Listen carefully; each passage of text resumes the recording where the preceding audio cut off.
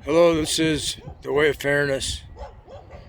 My name is Stephen Childs, and there's a couple of dog friends across the road barking.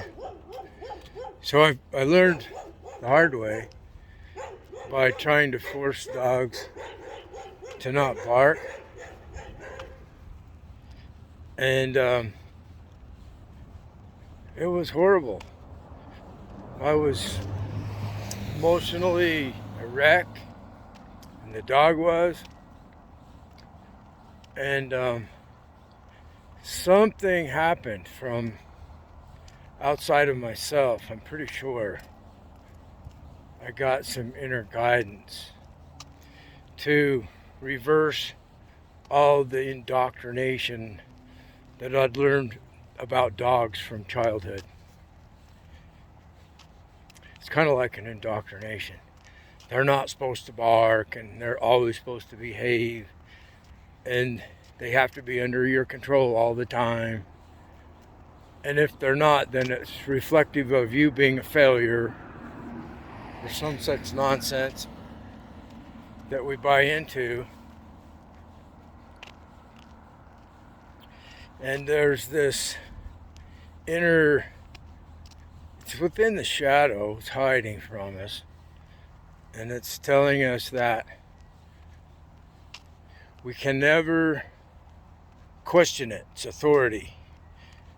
It's the judge of everyone, it's the boss of everyone. And so when you start doing something different from childhood, you confront this shadow figure, the inner critic or master or boss over you.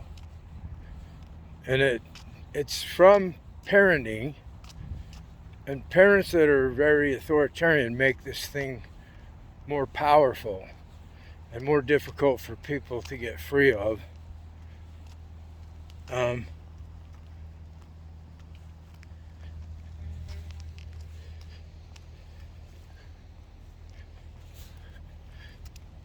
So those dogs were barking, and I spoke to you as them being dog friends across the road, and immediately they sensed my aura or the wave that I'm putting out, the vibration that goes everywhere at once instantly.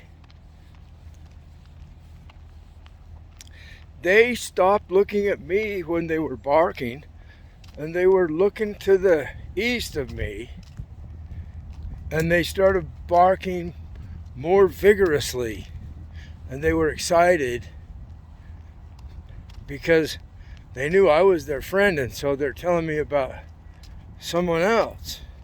Now it might be another friend, so you don't know what the dogs are, what's actually going on in their mind and in their heart. It didn't sound like they were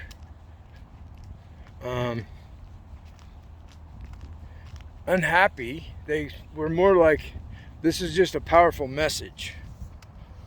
And so then you have to pay attention to what happens next. And it doesn't matter what happens next. Equanimity. I learned that from Hindu instruction. And everything is viewed as being equal. All experiences, whether they're pleasure or painful, they're of equal value. So you're not trying to get to somewhere else. Like if I have a light turn red, and so I have to stop, I've already arrived where I'm going, so it doesn't make any difference if I'm stopped at a red light or if I'm driving forward further. It's still the same thing because I've arrived. So if I go somewhere, geographically, some other location, it's the same thing as if I had not changed geographical locations, because I've already arrived.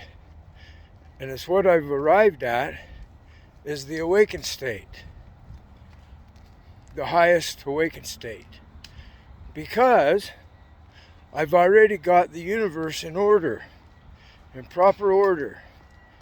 And those of you in the way of fairness have been the ones, we did it. We put the universe in such an order that the way of fairness rules all. It's the boss. I'm ruled by the way of fairness, and I've arrived. That's where we arrive at, where we've surrendered to being ruled by the way of fairness, and the entire universe is in agreement. So when Buddha achieved awakening, the universe was fighting him as Maya. Demons, flaming arrows, offers of gold and women, empires. So it's kind of like Jesus' temptation, right? Well, he'd already arrived. There was no point in doing anything other than, it's like Suzuki said in Zen Mind, Beginner's Mind, we keep the earth into an endless future through this meditation. And when I read those words, I knew what it meant. We have the earth. The way of fairness has it. It has me. I'm safely protected by it. And so it's just like enjoy the moment. Have a great day.